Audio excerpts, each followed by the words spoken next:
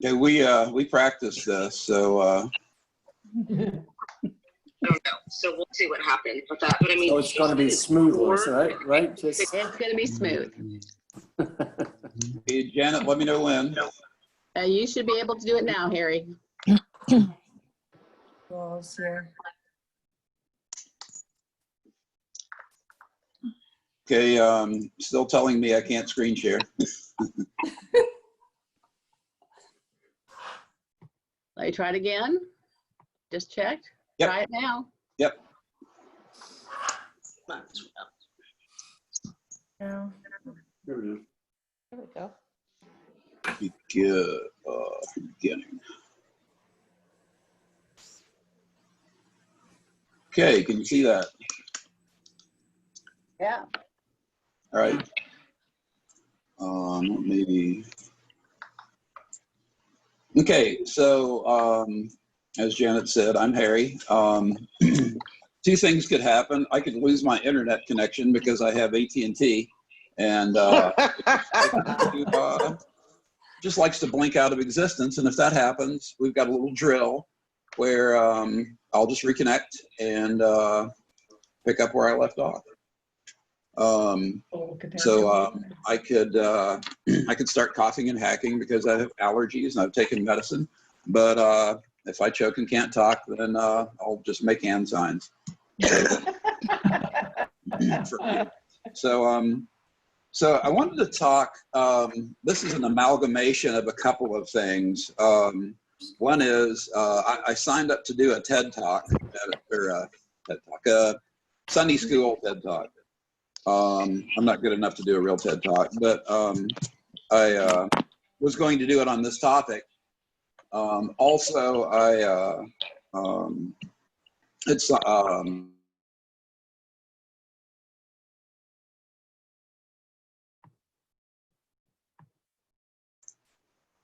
have you been able to hear me? Or, I was asked to mute everyone, so I just unmuted you again, Harry. Sorry. Gotcha. Okay, so everybody can hear me okay, right? Okay, so, oh, you can't talk. So I can see a chat window. So if you key in something, I will be able to see it, which we figured out in our testing process, which is pretty cool. So, so I was saying this is two things. This was the TED Talk Sunday School and life story.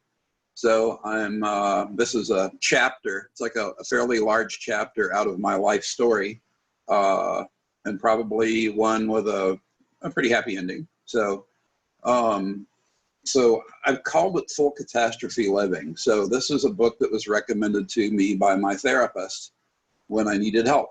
So, and we'll talk about why, but this is, so Janet, did the screen change as expected? Yeah. Okay, so mindfulness-based stress reduction. So, so I said, should you even be here? Should you be listening? Well, maybe not if you never experience anxiety, never dwell on the past, never worry about the future, never have racing thoughts, never feel stress, never catch yourself operating on autopilot, or your mind never wanders when you pray. So, so if there's somebody out there that's never experienced any of those, then, you know, maybe you'll find some things entertaining, but I think there's probably a pretty good chance that most of you have experienced some or all of these things that are on the list. So I want to show a video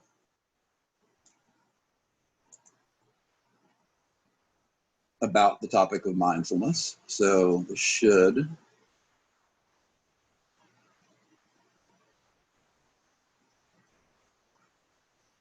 see if it came up.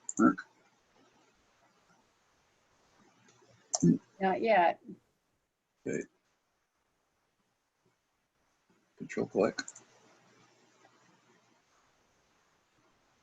Okay. 1, 2, 3, 4, 5, 6, 7, 8, 9, 10, all the way 52. That's how many books the average CEO reads. 52 books. You should We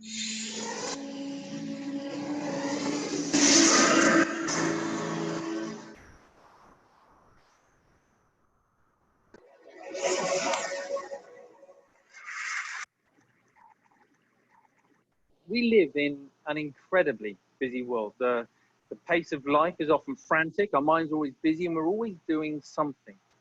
So with that in mind, I'd like you just to take a moment to think, when did you last take any time to do nothing? Just 10 minutes, undisturbed. And when I say nothing, I do mean nothing. So that's no emailing, texting, no internet, no TV, no chatting, no eating, no reading. Not even sitting there reminiscing about the past or planning for the future. Simply doing nothing. I see a lot of very blank faces. My thinking is probably have to go a long way back. And this is an extraordinary thing, right? We're talking about our mind. The mind, our most valuable and precious resource through which we experience every single moment of our life. The mind that we rely upon to be happy, content, emotionally stable as individuals, and at the same time to be kind and thoughtful and considerate in our relationships with others. This is the same mind that we depend upon to be focused, creative, spontaneous, and to perform at our very best in everything that we do. And yet, we don't take any time out to look after it. In fact, we spend more time looking after our cars, our clothes, and our hair than we, okay, maybe not our hair, but you see where I'm going. The result, of course, is that we get stressed. You know, the mind whizzes away like a washing machine going round and round, lots of difficult, confusing emotions. And we don't really kind of know how to deal with that. And the sad fact is that we are so distracted that we're no longer present in the world in which we live. We miss out on the things that are most important to us. And the crazy thing is that everybody just assumes, well, that's the way life is, so we just kind of got to get on with it. That's really not how it has to be.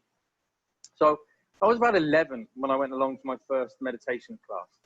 And trust me, it had all the stereotypes that you can imagine, sitting cross-legged on the floor, the incense, the herbal tea, the vegetarians, the whole deal. But my mum was going and I was intrigued, so I went along with her. I'd also seen a few kung fu movies, and secretly I kind of thought I might be able to learn how to fly, but I was very young at the time, you know. Now, as I was there, you know, I guess like a lot of people, I assumed that it was just an aspirin for the mind. You get stressed, you do some meditation. I hadn't really thought that it could be sort of preventative in nature. Until I was about sort of 20, when a number of things happened in my life in quite quick succession. Really serious things, which just flipped my life upside down. And all of a sudden I was inundated with thoughts, inundated with difficult emotions that I didn't know how to cope with. Every time I sort of pushed one down, another one would just sort of pop back up again. It was a really very stressful time. I guess we all deal with stress in different ways. Some people will bury themselves in work, grateful for the distraction. Others will turn to their friends, their family, looking for support. Some people hit the bottle, start taking medication. My own way of dealing with it was to become a monk. So I quit my degree. I headed off to the Himalayas. I became a monk and I started studying meditation. People often ask me, you know, what I learned from that time. Well, obviously it changed things, you know. Let's face it, becoming a celibate monk is going to change a number of things. But it was more than that. You know, it taught me, it gave me a greater appreciation and understanding for the present moment. By that, I mean not being lost in thought, not being distracted, not being overwhelmed by difficult emotions, but instead learning how to be in the here and now, how to be mindful, how to be present. I think the present moment is so underrated, sounds so ordinary, and yet we spend so little time in the present moment that it's anything but ordinary. There was a research paper that came out of Harvard just recently that said on average, our minds are lost in thought almost 47% of the time, 47%. At the same time, this sort of constant mind wandering is also a direct cause of unhappiness. Now, we're not here for that long anyway, but to spend almost half of our life lost in thought and potentially quite unhappy, don't know. It just, yeah, it kind of seems tragic, actually, especially when there's something we can do about it.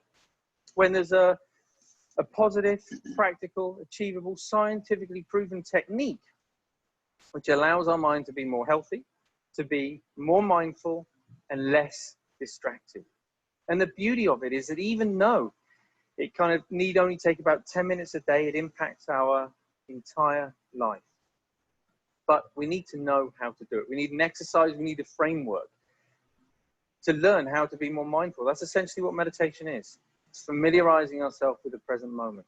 But we also need to know how to approach it in the right way to get the best from it. And that's what these are for, in case you've been wondering. Because most people assume that meditation is all about sort of stopping thoughts, getting rid of emotions, somehow controlling the mind. But actually, it's quite different from that. It's more about sort of stepping back, sort of seeing the thought clearly, witnessing it coming and going, emotions coming and going without judgment, but with a relaxed, focused mind. So, for example, right now, if I focus too much on the balls, then there's no way that I can relax and talk to you at the same time. Equally, if I relax too much talking to you, then there's no way I can focus on the balls. I'm going to drop them.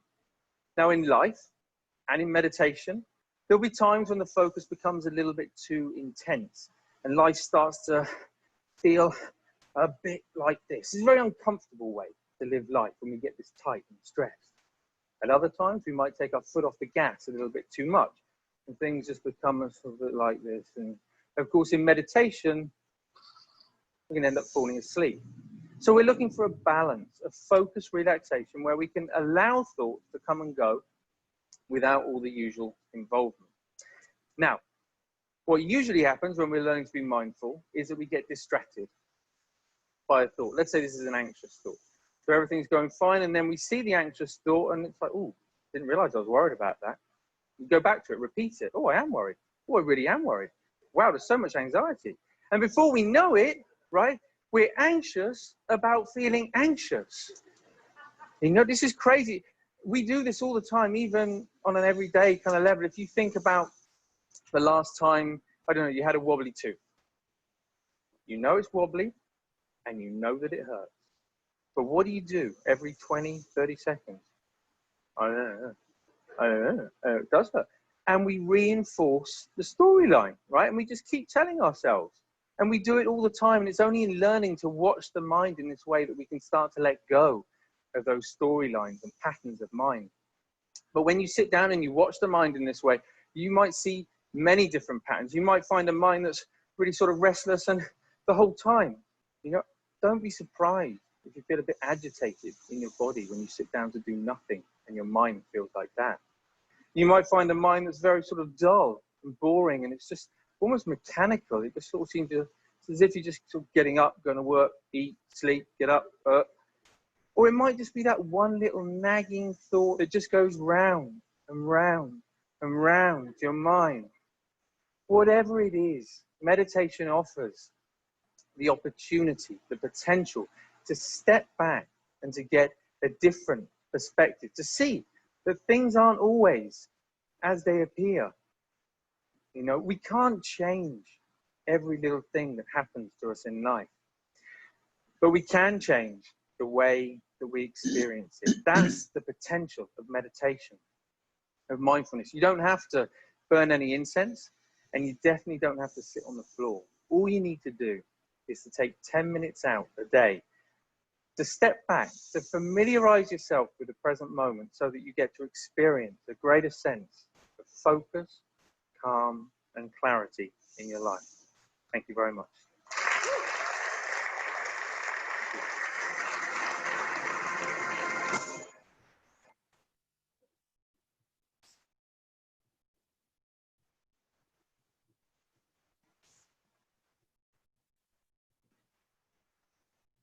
Okay, so let me see if I can get my chat window going again here. So any in the chat window, anything that you heard other than becoming a celibate monk? It's not, that's what you got out of it. That's not the recommendation.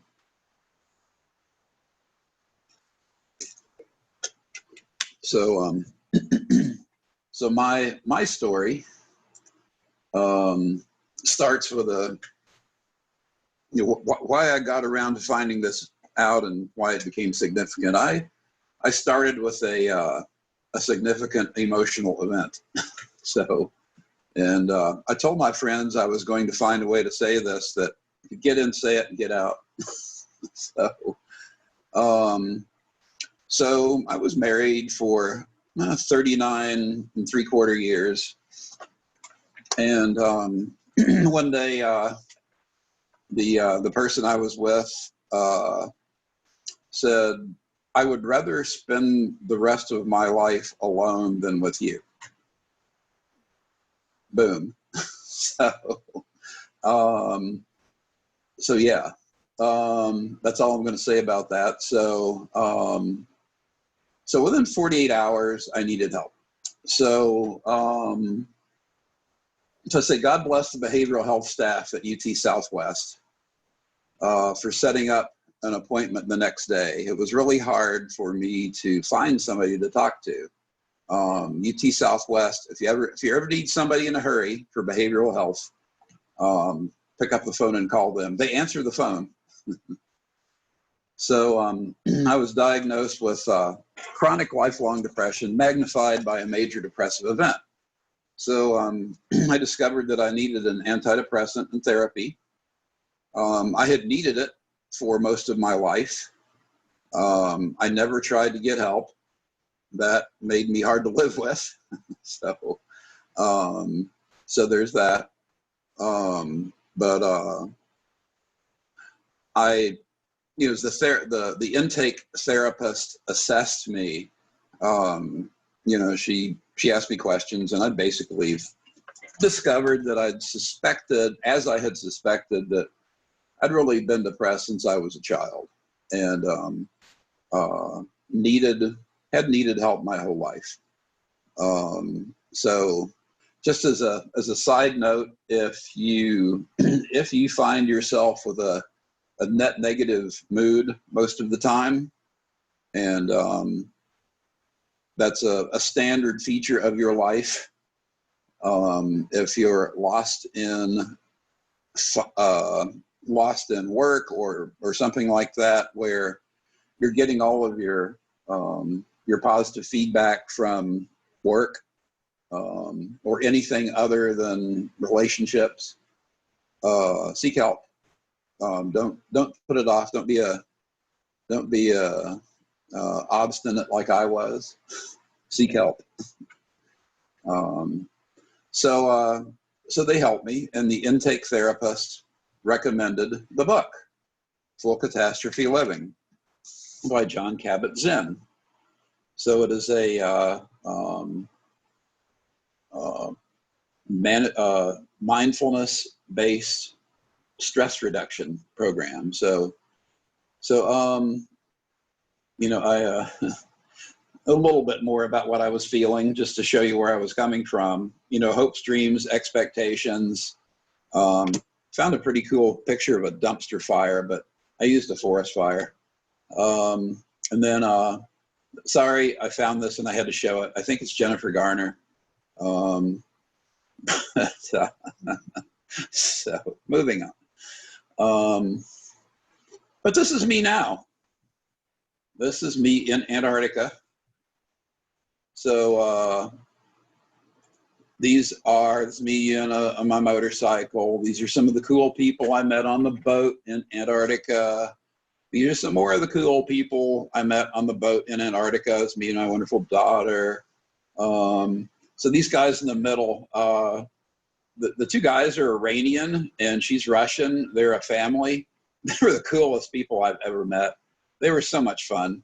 And we've got south side of Chicago, we've got Netherlands, we've got France, we've got Australia, we've got south of England.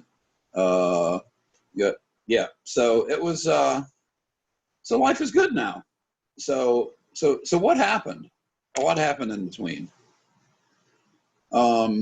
Medication and therapy have made a huge difference. Some people feel like there is a stigma to medication and therapy. Don't buy it. If you need it, get it. So as I mentioned, my therapist pointed me to this thing called mindfulness in Jon Kabat-Zinn's book, Full Catastrophe Living. My therapist was super insightful and super helpful.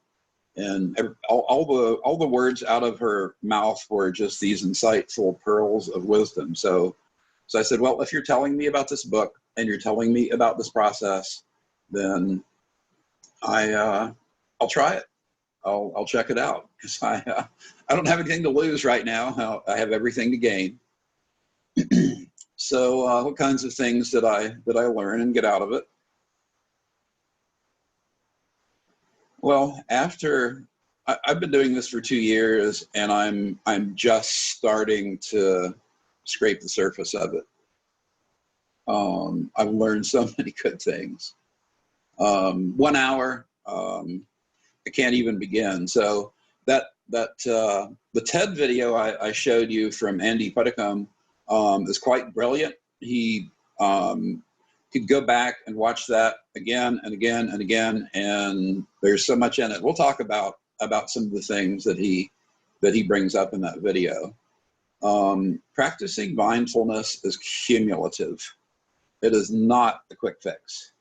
Some people will say, okay, well, I'll try it for a day or 2 days or a week.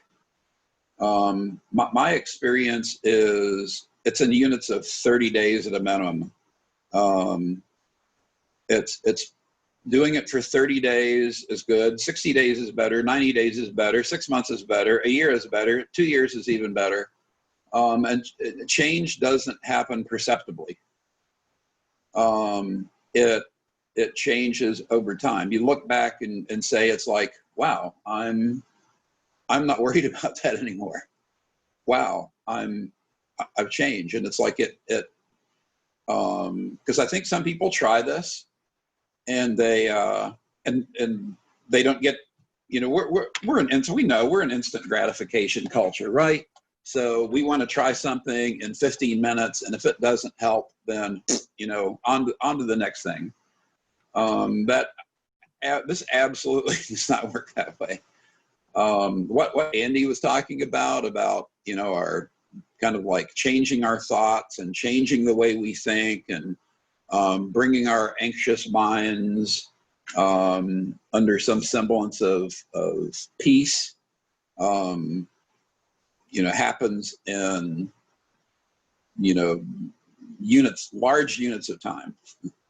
It's not a one-day thing. So I said, even though it's like trying to describe what chocolate tastes like, I'm going to see what I can do. So it's a way to make time for yourself. It's a way to relax and to be. I don't know about you, but I'm like do, drive, and I don't take enough time trying to relax and be. And it's absolutely a way to do that. Slowing down and nurturing calmness and self-acceptance and self-compassion. So I told you the story about being depressed for most of my life, and a major corollary of that is poor self-image, impoverished ego, not learning to love myself. This is a real way to do that. We're going to talk more about that. Learning to observe what your mind is up to from moment to moment. So Andy threw out the number 47% based on the Harvard study that our minds essentially are running out of control about half the time, that we're not thinking intentionally. It's like our thoughts are controlling us. We're not, and like he said, it's not mind control. It's not forcing yourself to think. It's not being driven by out of control thoughts of anxiety, thoughts of stories about the past. And Andy mentioned learning to observe your thoughts and your emotions and to experience them without freaking out or spinning into anxiety. And I've talked to people that have this issue, that that you get the spin out that happens. You get the the anxiety spin out. You start thinking about something, it just spins in your head. I know some of you know what I'm talking about, but it you can't think, you can't concentrate, you can't focus because your thoughts are spinning, your anxious thoughts or fearful thoughts or angry thoughts just spin out of control. And if you're experiencing a major negative, significant emotional event, life event, that happens a lot. I was to the point working where it's like I couldn't concentrate at work. I couldn't think. I was sleeping at best maybe 2 hours a night. I just had to go to the doctor and say, I got to have some Ambien because I can't sleep. I'm exhausted. I can't think. I can't concentrate. I had to have a little bit of help there for a while. And now I sleep 8 hours a night without. I do a sleep meditation before I go to sleep. Oh, I did one last night. I did a 15-minute sleep meditation and don't ever remember hearing the end of it. So that's typically the experience. Harry, you may want to look at some of the chat. Okay, let When me. you get to the end of this slide. Okay. Yeah. So let's go ahead and let's see. Patient mindful. Yeah. I will admit that I hate the idea of meditation. I'm constantly trying to fill my time with something to do to keep from getting bored. Yeah, we'll probably talk some more about that. Love the TED Talk. Like he approaches subject, seem to say having these distracting thoughts while meditating or praying is part of the process. Yep. It helps me to make up my bed every day because at the end of the day, I know I have to sleep in it. So that's good. Yeah. So great. Keep the comments coming. So the last point on here is learning how to make room for seeing old problems in a new and different way. This is, I'll talk more about this, but this is being able to quiet your mind enables you to see things differently. So we spin out, we live on stories and narratives about the past. And I think Andy mentioned this. It can become a major driver of the way our minds work. And it blocks us from change. And it's been huge for me. So, but what do you do? So, so guided meditations. I started out trying to do this on my own and didn't get very far. So I tried some sources for guided meditation. Reading books about mindfulness has been very helpful. Of course, the Full Catastrophe Living was really useful. My experience too is at first it's sufficiently a different approach that when I first started, I had a hard time getting into it and absorbing so I've had to come at it from that book. I've gotten several different books. There's like a mindfulness for, it's like mindfulness in everyday terms. I haven't found, there's probably a mindfulness for dummies, but I haven't found it yet. But I think there's mindfulness in plain English, I think was the one that I found that was really useful. But I've read like 4 or 5 different books.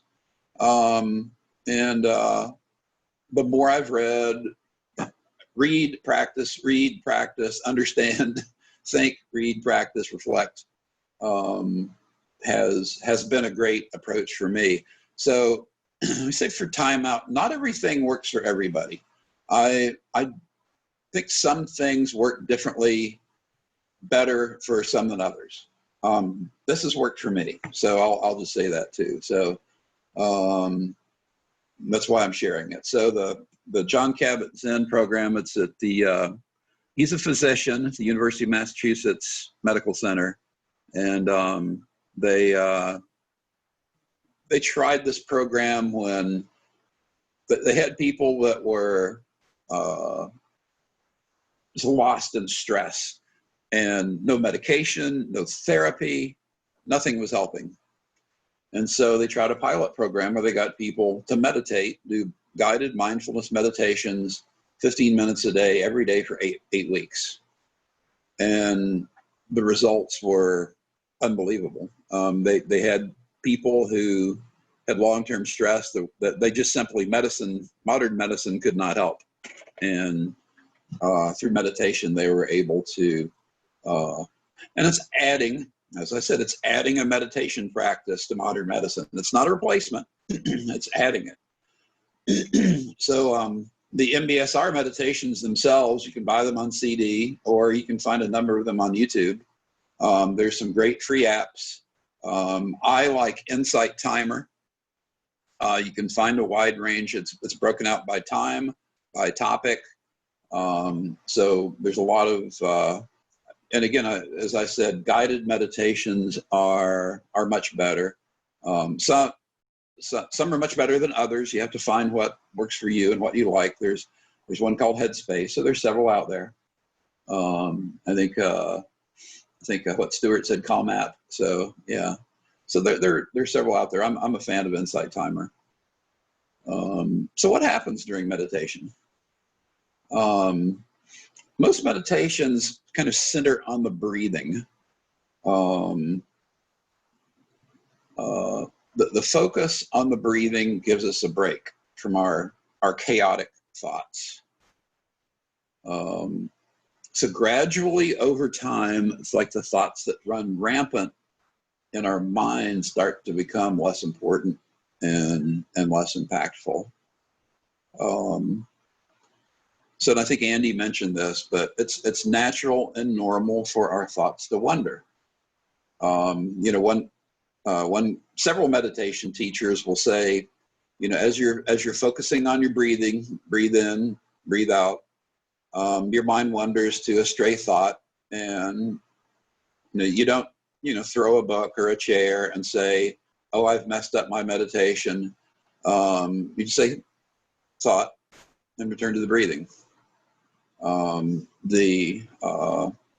it's the cumulative effect of doing that. And like I say, it's doing it once, doing it for a couple of days doesn't really help, but doing it consistently over time, it's amazing how much it changes the way that your brain works. My therapist is involved in a study where they're actually monitoring brain waves during meditation, and your brain processes and your brain chemistry gradually changes over time from this. It's the way, because thoughts are an electrochemical interaction, and anxiety has electrochemical components. And this simply can change your brain chemistry. So thoughts, it's not that you're supposed to not think. It's not that you're supposed to not feel. You do. But you get to the point where your thoughts and your emotions don't carry you away.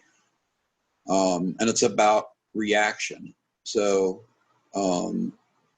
you think about how many times that you've had a thought and reacted to it. That you have a thought and you react with anger or with hurt or with shame or with embarrassment.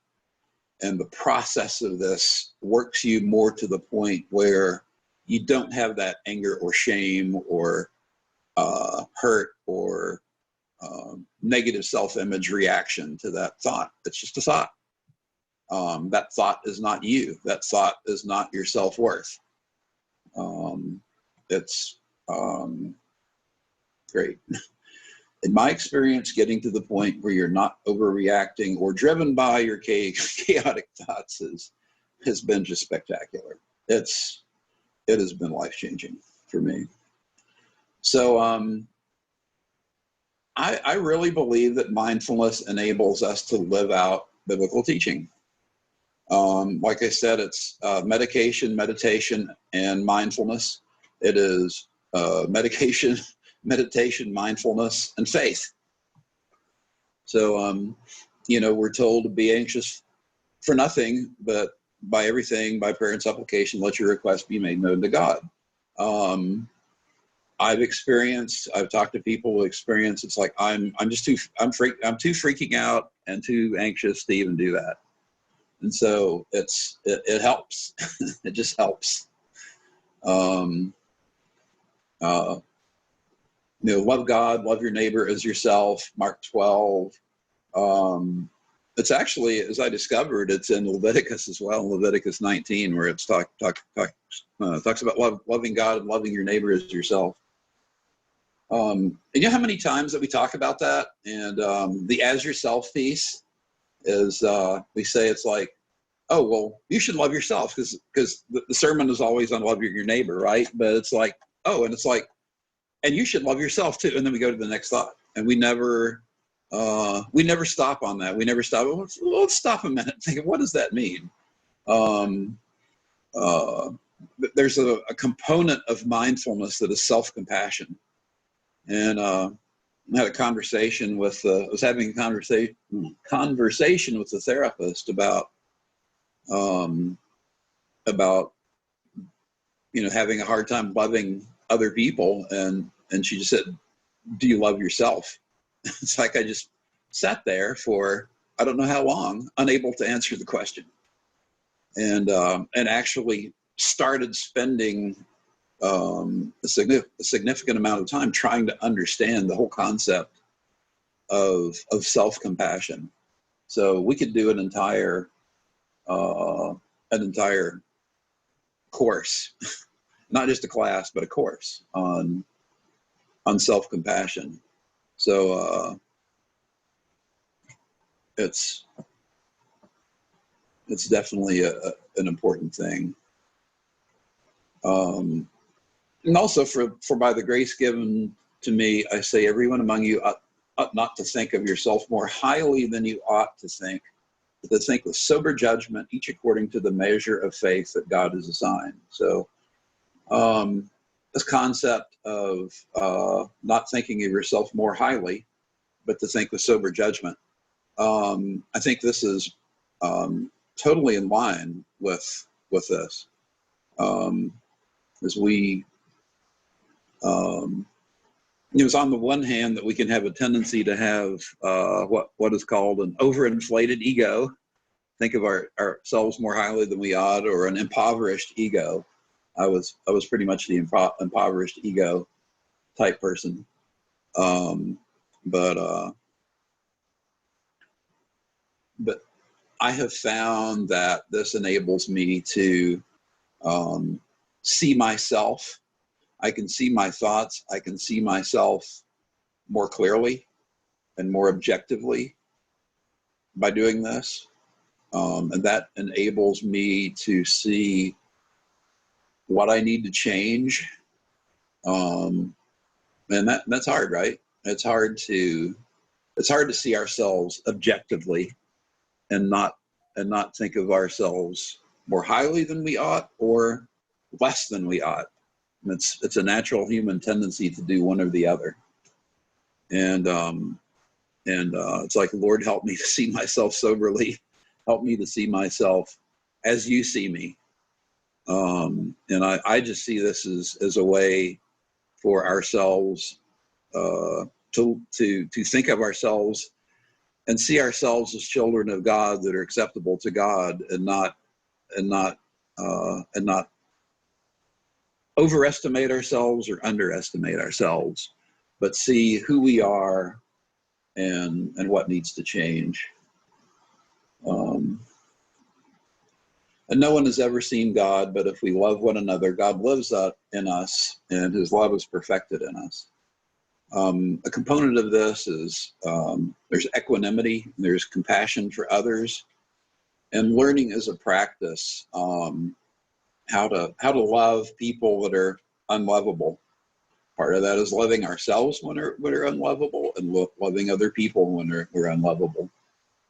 So I would say that the net effect of this is it helps me do my faith better. It's a practice that helps me do what I'm called to do. Also, I've thrown in here the Jesus and the prophets over and over and over. Whoever has ears to hear, whoever has ears to hear, let them hear. If you don't have ears to hear, you can't hear. So, but to me, this is mindfulness practice. Helps me stop thinking of and defending my stories and my narrative, and to be open. I think that's what Jesus was trying to get us to do, was to stop spinning out on the stories about what they thought religion was, and listen to him trying to say, no, this is what life with God is like. Stop believing all your old stories and open your ears. Right? I mean,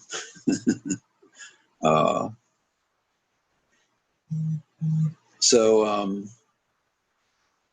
some of my learnings, getting lost in the past. So, this has come up several times, but we have a tendency to create stories about the past, stories about, why we were the victim. So my therapist said multiple times, don't end up letting yourself be a victim. And that's really easy to do in something like this. And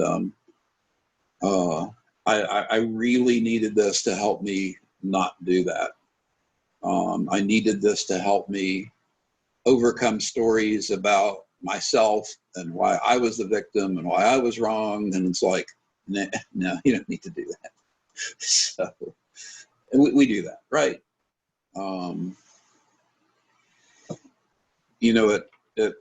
It disciplined my mind to free me from the obsession of getting lost in these stories about the past. And this is what this person is, and this is who I am. Focusing on the breath helps us bring our focus to the present moment. One of the quotes that comes up is, happiness only occurs in the present moment. Suffering occurs, all those stories that we get lost in from the past. And suffering occurs in the anxiety about the future and worrying. It's like Jesus said, the sparrow doesn't worry. We shouldn't worry either.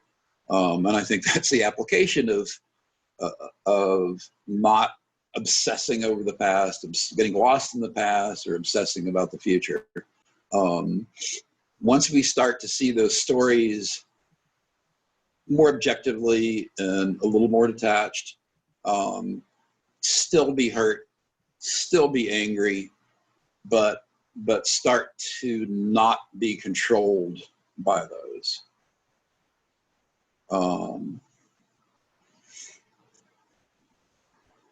Over and over again, learn to observe and experience and not react. How that would change our world. So,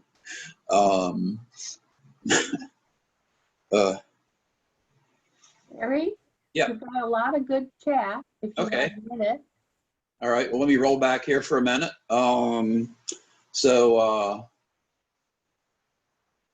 I've often prayed to be able to see others as God sees them, but I've never thought to pray the same for myself.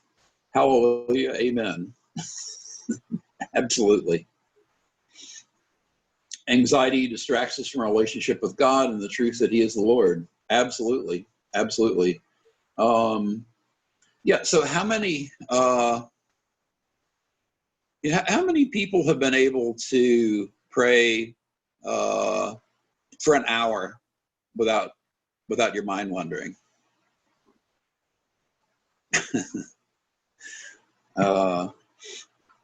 Try it. What if we were able to discipline our minds to be able to do that?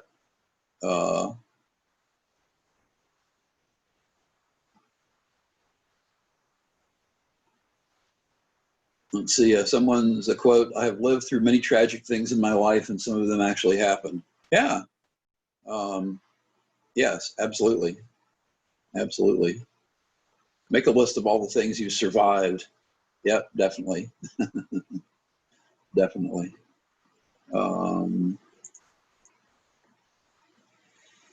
Oh, this is another one.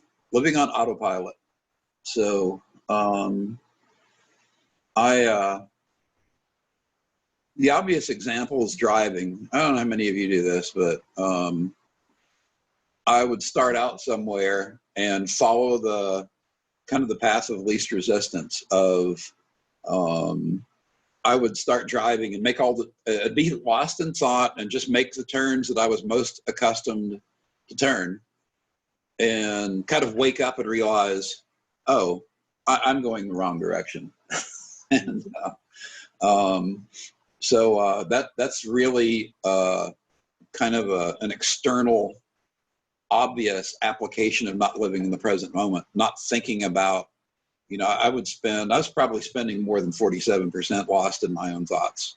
When I did the Jungian typing, I'm an introspective thinker, which probably means I probably spend 60 to 70% of my time lost in thoughts. And it's like, yep.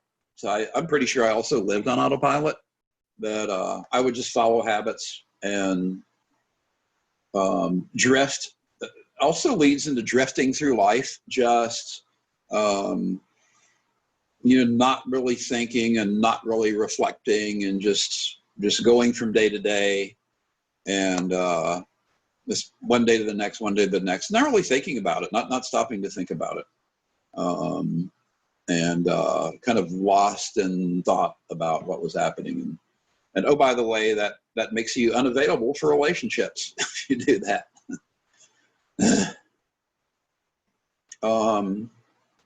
So I think mindfulness meditation has made a huge difference for me here. I'm much more present and aware of each moment. I've actually found that riding my motorcycle is, so number one thing, it's like if you're not present in the moment riding a motorcycle, you're going to get killed. So there's that. But also it's like I'm so present, and it's hard for me to have a negative thought. If I'm out riding on a beautiful day, I just have such a I'm so zen and in touch with the universe. It's a wonderful thing. So I told my therapist that she loved it. So another comment: loving and being loved helps. It cures past hurts. Love, relationships, time, absolutely. I've had friends who have loved me when I needed it, and said, if you need to talk to somebody, I have received many moments of grace from people. You put that on the list too. of my list of things that cure. Absolutely. My daughter has been super supportive of me. My friends, my church friends have been super supportive of me and reached out. So absolutely. I've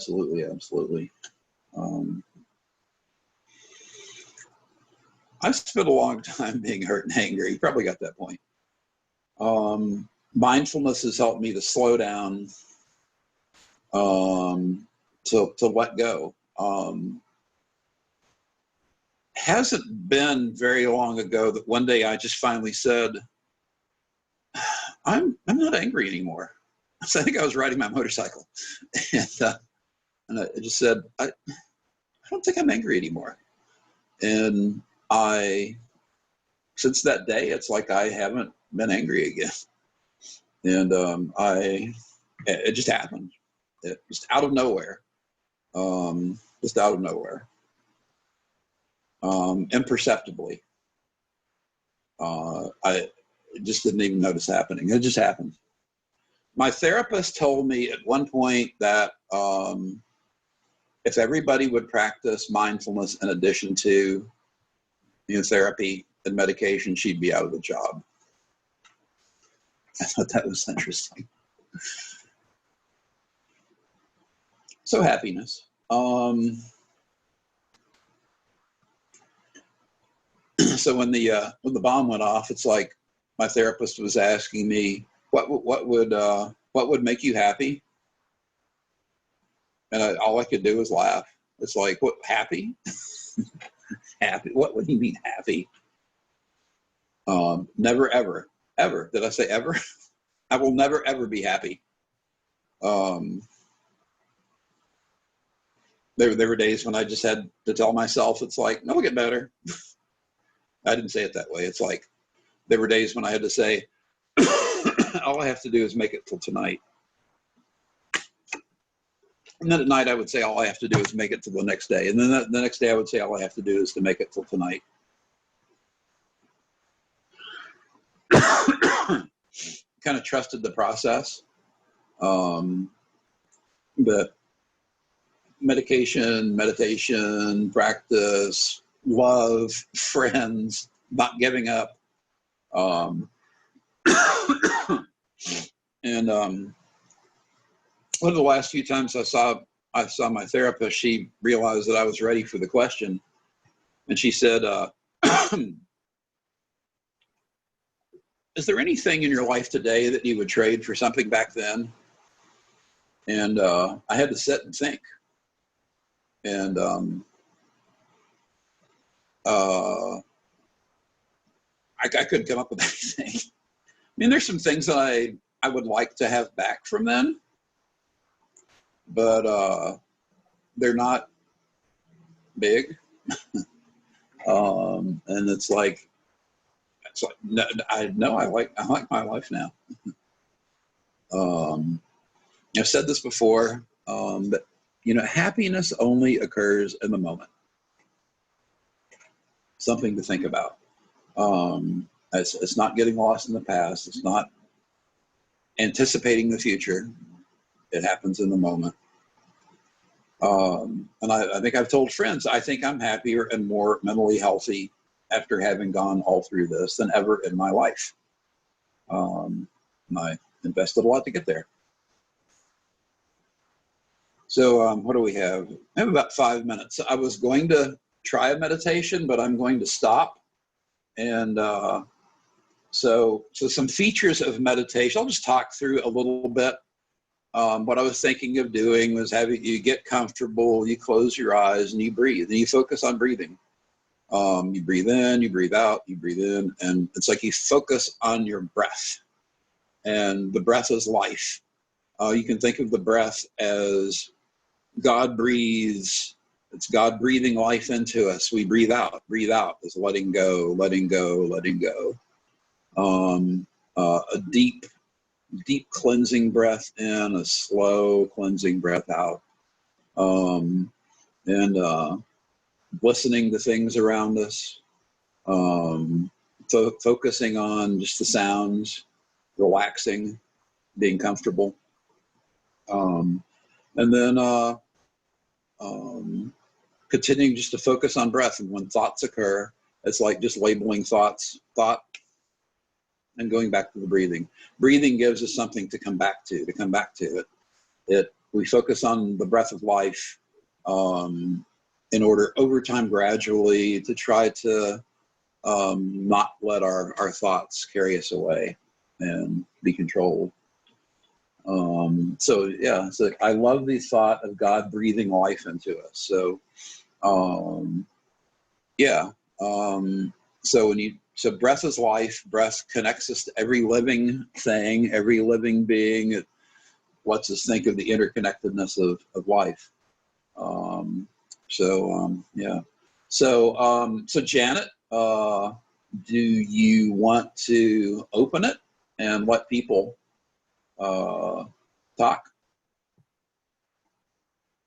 Will do. In our last couple of minutes? Sure. It should be open for people to ask questions or give Harry feedback. I just want to say thank you, Harry. Thank you for being so open and sharing.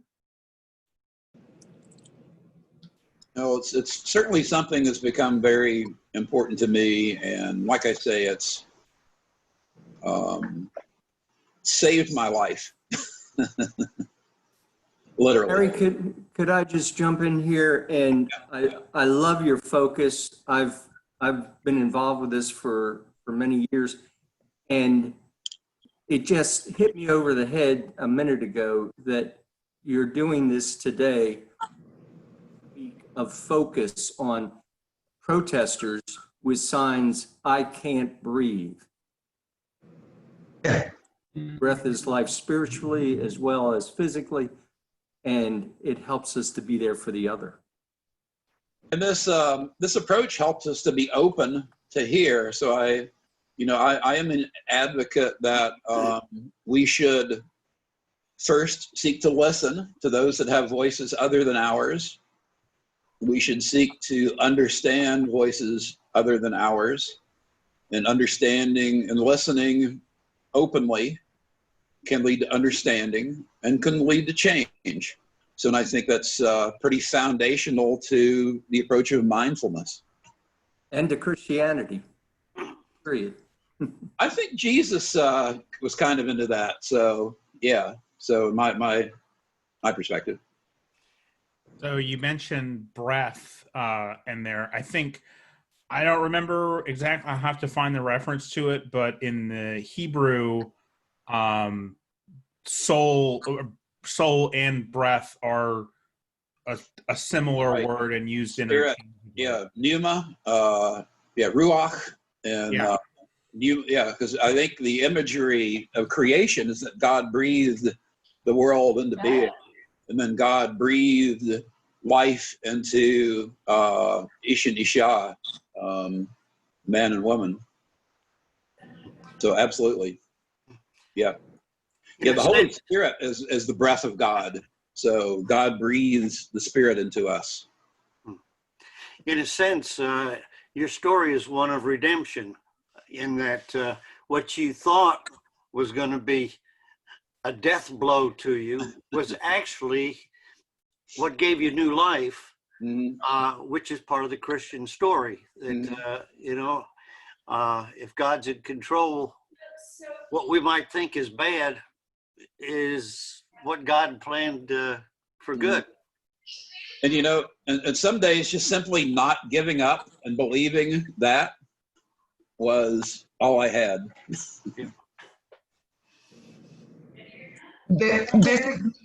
is Marion, and I apologize for blocking myself out, but I didn't want to subject you to the look this morning. But Harry, from the bottom of my heart, I thank you so much. You've been a champion to help us with TED Talks, and then when it came down, we couldn't do it. You were one of the first to sign up to help for the summer Bible study, and I have walked your journey and can appreciate what you're saying, and you've given me a great deal of new structure to think of, because it is hard for me to calm this brain down. So I think you gave a lot of us, I was one that wrote, just the thought of focusing on the breath, and I'm visualizing that's God breathing us the calmness. And I thank you so much for this today. Very glad. So, and remember, if you need help, get it. It's available. Oh, Harry, do you want to close us in prayer this morning? Sure. Let's pray. Our dear Lord, we thank you for your great love for us. Help us to see ourselves as your children, Help us to see others as your children. When it's hard to see the image of God in them, when it's hard to see the image of God in ourselves. You know, as you have asked us, help us to quiet our anxious thoughts so we can hear your voice. Help us to let go of stories that work against your truth. Help us to love. Help us to be open.